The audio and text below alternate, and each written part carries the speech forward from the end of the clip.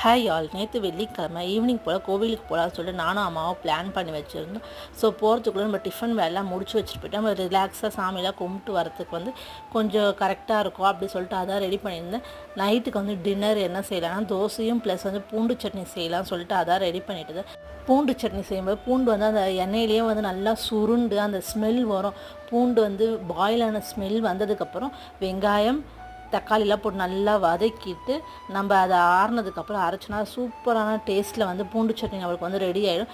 Next அப்பா cauliflower கொடுத்து அமைச்சிருந்தார். இதை பொகடா போட்டு கொண்டு வந்துடுமா, எப்படியும் நம்ம வீட்டில் வாரத்துக்கு ஒரு வாட்டியாவது காலிஃப்ளவர் பொகடா நம்ம வீட்டில் இருக்கும்.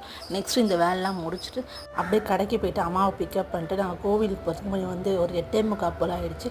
கோவில் கொஞ்சம் காலியாக தான் இருந்தது. நல்லா ரிலாக்ஸாக சாமிலாம் கும்பிட்டு முடிச்சுட்டு பீஸ்ஃபுல் மைண்டோடு வெளியே ரிட்டர்ன் பண்ணிட்டோம். ஓகே, சப்போர்ட் பண்ணி சப்ஸ்கிரைப் பண்ணுங்கள். பாய், தேங்க்யூ.